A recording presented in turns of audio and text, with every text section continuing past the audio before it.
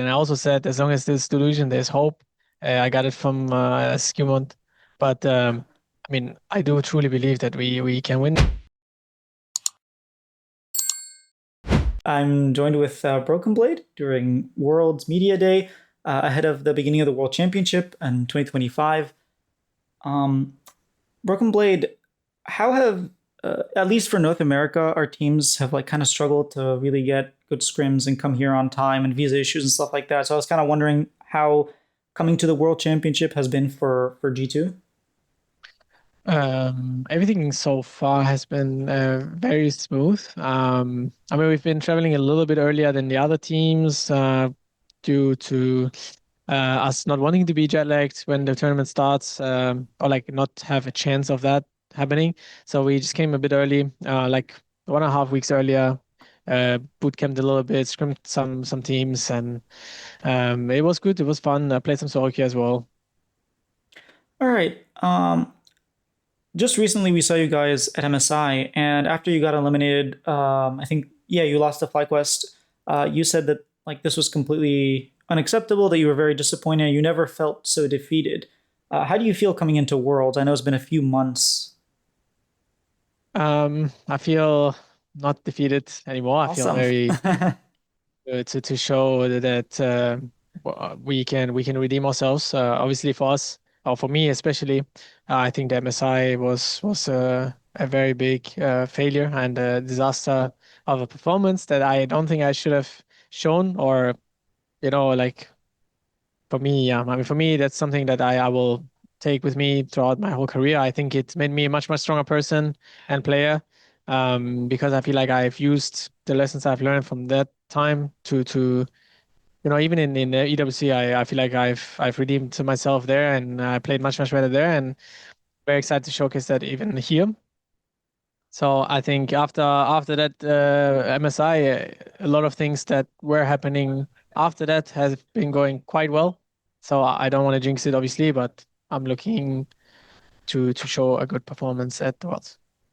So I want to go back to a year before that, into 2024 MSI, where after you beat Top Esports, you had a press conference and you talked about, you sort of gave a little bit of a speech of like to the West, to really believe in yourselves that we can do this, like we can beat the Asian teams. Um, do you still are you still able to hold that after I know the World Championship like ended in disappointment, and then MSI as well. Um, are you still able to like feel that way? I mean, I will have to feel that way. Firstly, because if I wouldn't, I don't think we would even stand a chance of winning.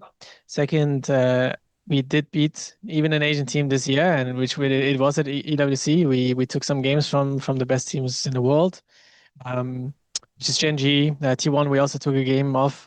So I am obviously, I believe it 100% that we can beat those teams, and that we will. I will have to believe that anyways. I think, as I said, I think if I don't have that mindset, we are in for a grim tournament, but I think everyone in our team has confidence to win against any team. It's interesting you say that because I talked to Mickey last year, and he said that I kind of asked him like, how do you keep doing it, like trying over and over and over again, and then like I think this was after they got eliminated from Worlds, and you just have to keep trying, and he said you just have to be delusional. Otherwise, like you're not gonna try. You have to really have that belief that you're gonna do it, or else your past failures are just going to haunt you. And it's similar that you're giving similar answers, but G2, despite like being very strong last year and even in 2023, they kind of keep getting either unlucky or bombing out at Worlds. And it makes it so that fans are like, hey, G2 is really good this year, but we still don't even expect them to get out because it's just like a thing that keeps happening. And like, as a player, how do you feel about that? I mean, for us, obviously, the not having the support from a lot of fans, or like the belief, it's not nice, obviously. But I would say it is justified based on the results we've given Europe over the last years. So I can't have like a grudge against them. For me, I will again, like I will have to believe that it is possible. I will have to believe that those teams. I don't do that out of delusion. Obviously, it's a funny way to put it. And I also said, as long as there's delusion, there's hope. I got it from Skimont. But I mean, I do truly believe that we can win, and we will have to have this belief to win. But in addition, I think your opponent is stronger than you, then just lose most of the time. So we have to have that belief, and I think we do exercise that belief in our culture. And Isma, our performance coach, is also encouraging that on a daily basis. I want to talk about the G2 culture. First, I actually want to say that that seems like something you could make like a jersey, like a G2 jersey, like delusion is. Wait, what was it again? As long as there's delusion, there's hope. As long as there's delusion, there's hope. It could legitimately be like a G2 tagline, but I did want to talk about the G2 culture, specifically like your role in the G2 culture. You've developed into being like a leader. And at least from my time watching you in North America, like I'm primarily a North American viewer, obviously you're playing with like Bjergsen Double if you didn't have that role. But how did you develop into becoming a leader on G2 with someone like Caps, who's like the goat of the Western region? I mean, it's really about like what I needed to be in those situations, and I feel like the role of a leader was needed in the team to give motivational speech or to say the right words. And like I'm not again like I'm not perfect in any aspect in that role. I always develop. I had to develop into that role, and I was lucky enough to be able to work with players like Bergson and Double Lift and people and Jankos even. I think Jankos was also doing so that he had skills of a leader, and I've learned a lot from how he spoke up in tough situations, and the same way with Bjergsen. I just learned so much from them that it made it rather easy for me to, understand like, okay, they need someone to have who has to say something now, like let's say in a tough situation, like in a scrim block, like things are not going well, or like players down, like how do I reach this player or my teammate in this situation and make him come back into the game emotionally. And for me, it was also fun in TSM. I started doing the speeches, so I like them. I was saying a lot of random stuff back then, but I like doing them, and I like to be in that role. I think it's fitting for me, and obviously you also need the acceptance of your team to be in that role. So yeah, I mean it's been a long journey, but it's been nice, been developing. I've changed my role a little bit this year. Uh, that so very. Say that last part. You cut out. Could you say that again? I said I changed my role a little bit this year. Not necessarily stepping away from the leader role, but like still just maybe like a tiny bit less. But it's like more of a more goofy kind of person. I mean, I would say it's nice. It's been nice. We have a nice synergy with the team. So I'm happy that what we have built for the year. All right, and I have to ask because I ask it every time I get a G2 interview, which you guys have been very kind with your interviews. How are scrims going? Because it's a bit of a meme. Even like the G2 YouTube channel will come into my comments and be like, "Scrims are looking good." So like, how are scrims been going? Scrims have been going rather good. Like I would say Scrims are successful because I feel like we're actually learning a lot. We're building a lot of good strategies.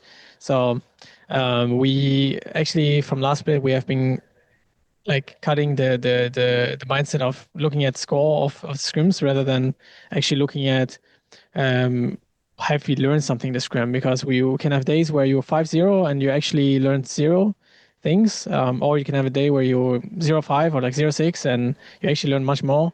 And so we cut that away from our mindset and just really been focusing on like what can we do to what we play and like be better every day. All right. Well, thank you so much for doing this interview. Good luck. With Worlds, as long as it's not against North American teams. But yeah, good luck against Asian teams, and yeah, we'll be cheering for you. Where there is delusion, there is hope. I love that. That's so cool. Um, I am very happy to have gotten the interviews that I did. Today, this is my fifth interview. So I started at 2 a.m. and now it's 6:18. So it's been about 4 hours of interviews. Like obviously waiting in the meantime, I've been like editing or preparing for my interviews or like changing questions, stuff like that. There was one question I actually wanted to ask that I wasn't able to, because like I kind of ran out of time. But Knight had mentioned something about like when I was talking to him of like drawing in past experiences, and I wanted to ask BB like, how do you use that experiences of the past two worlds in Swiss stage, and like what have you been able to draw for, or what are you going to draw from going into this? I forgot how it formed. It's 6 a.m. I'm tired, as you can tell. But yeah, I did 5 interviews. They're obviously not going to come out in order. This is the second interview you're seeing. Night was the first interview. This is the second one. Golden Glue is the third one. I'll be posting 3 today and then 3 tomorrow.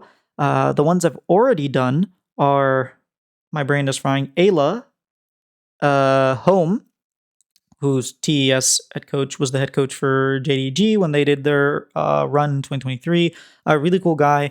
And then tomorrow I have another interview. I will reveal it then once I do it, because you never know, these things kind of change. I had a Fnatic interview that didn't end up happening, but I wasn't supposed to have the top esports interview, then I got it. So things change. But yeah, thank you guys so much for watching, especially if you're an EU fan and don't know who I am. Hi, I'm Cloud. I do like North American League of Legends, but I'm here for like every international event. Hit that subscribe button because I'm trying to interview Faker and I'm too small to do that. Like they don't give Faker to random content creators unless I'm big. So I'm trying to grow. So Faker can't say no, or T1 can't say no.